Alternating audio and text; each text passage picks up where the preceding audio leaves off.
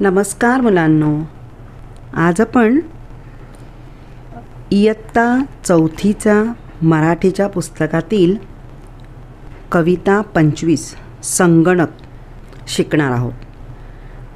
कविता लिहिली आहे बबन शिंदे यांनी. तर संगणक म्हणजे काय? तर संगणक म्हणजे कम्प्युटर.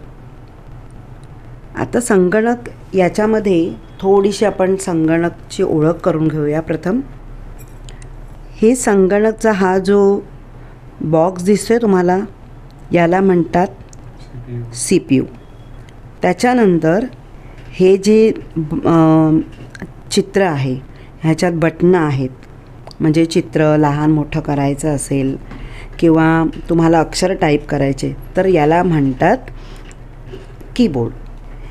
आणि हे जे आहे याला म्हणतात माऊस. म्हणजे तुम्हाला वर खाली करायचं असेल, चित्र लहान मोठं करायचं असेल कुठं, तर तुम्हाला याचा उपयोग होतो. त्याच्यानंतर ज्याच्यावर चित्र दाखवलं जातं, ज्याच्यावर तुम्हाला चित्र येतं किंवा तुमचे अंक येतात, तुमचं अक्षरं येतात, त्याला म्हणतात हे जे आहे त्याला म्हणतात मॉनिटर. आता ही झाली, हा संपूर्ण जो भाग आहे त्याला म्हणतात कम्प्युटर. आता हा कम्प्युटर आपण बऱ्याच ठिकाणी बघतो, शाळेमध्ये, बँकांमध्ये, आपल्या घरी, सगळीकडे. कारण आजकाल सगळीकडे कम्प्युटरवरच कामं केली जातात.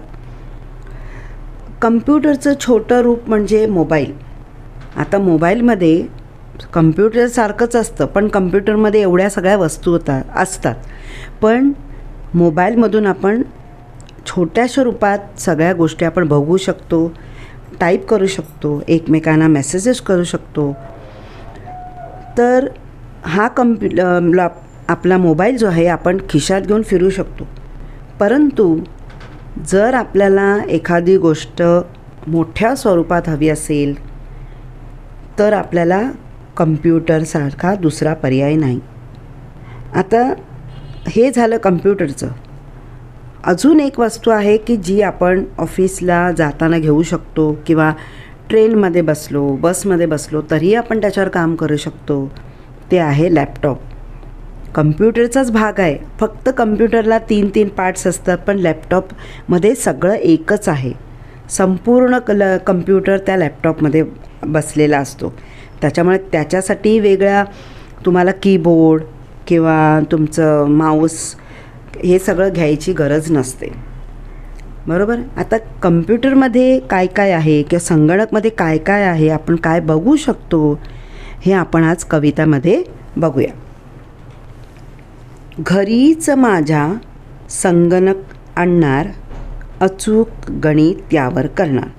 आता हे जे कवी आहेत बबन शिंदे यांनी ते सांगतायत की माझ्या घरी संगणक आणणार आहे, म्हणजे कम्प्युटर आणणार आहे.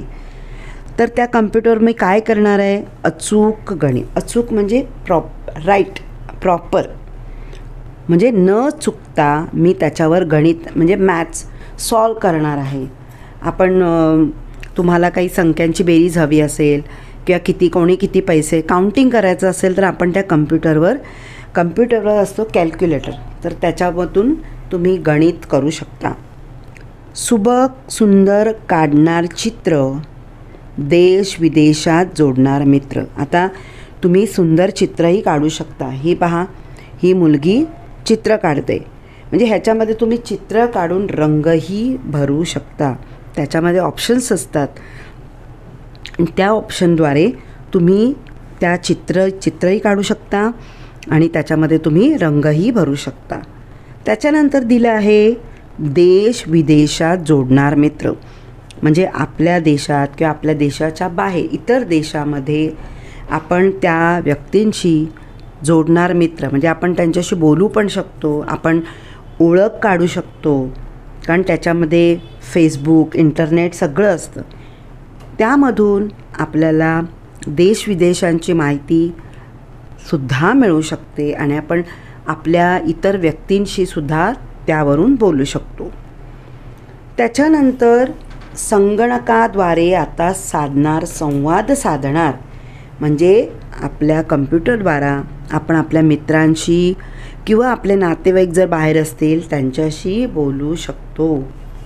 दूरच्या व्यक्तींचा चेहरा बघणार. आपले जे नातेवाईक की आपले मित्रमंडळी आहे त्यांचा आपण चेहरासुद्धा बघू शकतो. म्हणजे ऑनलाईनवर आपण त्यांना कॉल करू शकतो आणि त्यावर त्यांचा चेहरासुद्धा आपल्याला दिसतो. घरीच बसून जग बघणार, व्यवहार सारे झटपट करणार. म्हणजे घरातच बसून आपला कम्प्युटर आहे, घरीच बसून जग बघणार. याचा अर्थ आपण घरात बसून एखादा इंटरनेटवर आपण एखाद्या देशाचं नाव टाकलं तर त्या देशाची संपूर्ण माहिती आपल्याला मिळते. तिकडची बघायची ठिकाणे किंवा ती लोकं कशी राहतात, त्यांचे खाणंपिणं किंवा त्यांचं पोशाख, तिकडे व्यवहार कसे चालतात, हे सगळं आपण घरात बसून बघू शकतो. कुठल्याही देशाचं आपण नाव टाईप केल्यानंतर त्या देशाची संपूर्ण माहिती आपल्याला मिळू शकते. व्यवहार सारे झटपट करणार. आपण व्यवहार म्हणजे आपले कामकाज, जसं आपण लाईट बिल म्हणा किंवा आपल्याला एखादं कार्ड काढायचं आहे किंवा आधार कार्ड, जी काही आपली बँकेत जाऊन किंवा ऑफिसमध्ये जाऊन आपण जी कामं करू शकतो ती कामं तिकडे न जाता आपण कम्प्युटरद्वारा ही सगळी कामं करू शकतो. किंवा तुम्हाला काही मागवायचं असेल तरी आपण त्याच्यावरून मागवू शकतो. एवढी सोय या कम्प्युटरने आपल्याला दिली आहे. म्हणजे ती कामं जिथे आपल्याला येण्या जाण्याचा 1 तास जातो, परत त्या दुकानात किंवा म्हणा बँकेमध्ये एक लाईन लावायला लागते, किती पैसे आलेत, कधी पैसे मिळणार किंवा पैसे भरायचे आहेत, यासाठी सतत लाईन लावायला लागते. त्यामुळे आपलं वेळ वाया जातो आणि कधीकधी आपलं काम होतही नाही. आणि म्हणून अशाच वेळी आपण कम्प्युटरचा वापर केला तर जिथे आपल्याला 1 तास लागतो तिथे आपलं 2 मिनटात काम होतात. इतकी कम्प्युटरने आपल्याला सोय करून दिलेली आहे. त्यासाठी जर आपल्याला कम्प्युटर येत नसेल तर ते शिकावे, त्याच्या सोयी कोणत्या होतात किंवा त्यामुळे आपल्याला कोणतं नॉलेज मिळतं हे आपण घेतलं पाहिजे. कारण आजकाल कम्प्युटर युग आहे, त्यामुळे कम्प्युटरचं नॉलेज हे आपल्याला कोणत्याही परिस्थितीत आलंच पाहिजे. कारण आजकाल कम्प्युटरचे क्लासेस पण आहेत, त्यामुळे तुम्हीसुद्धा जर कम्प्युटर येत नसेल तर शिका. कारण शाळेमध्ये सुद्धा शिकवलं जातं. शाळेमध्ये थोडा वेळ असतं, पण तुम्हाला जर हौस असेल तर तुम्ही कम्प्युटर शिकू शकता. त्यात ही कविता आहे, मी एकदा तुम्हाला म्हणून दाखवते, तुम्ही ती म्हणायची. घरीच माझ्या संगणक आणणार, अचूक गणित त्यावर करणार. घरीच माझ्या संगणक आणणार, अचूक गणित त्यावर करणार. सुबक सुंदर काढणार चित्र, देश विदेशात जोडणार मित्र. सुबक सुंदर काढणार चित्र, देश विदेशात जोडणार मित्र. संगणकाद्वारे आता संवाद साधणार, दूरच्या व्यक्तींचा चेहरा बघणार. घरीच बसून जरा बघणार, व्यवहार सारे झटपट करणार. घरीच बसून जग बघणार, व्यवहार सारे झटपट करणार. घरीच माझ्या संगणक आणणार, अचूक गणित त्यावर करणार. घरीच माझ्या संगणक आणणार, घरीच माझ्या संगणक आणणार. घरीच माझ्या संगणक आणणार, घरीच माझ्या संगणक आणणार. म्हणजे समजलं ना की संगणक आपला किती उपयोगी आहे. तर तुम्ही संगणक जर तुमच्या घरी असेल तर तुम्ही त्याचा वापर करा, त्यातून नवीन नवीन प्रयोग शिका. तुम्हाला समजत नसेल तर तुमचे शिक्षक आहेत किंवा तुमच्या घरातले तुमचे पालक आहेत त्यांच्याकडून तुम्ही शिकून घ्या.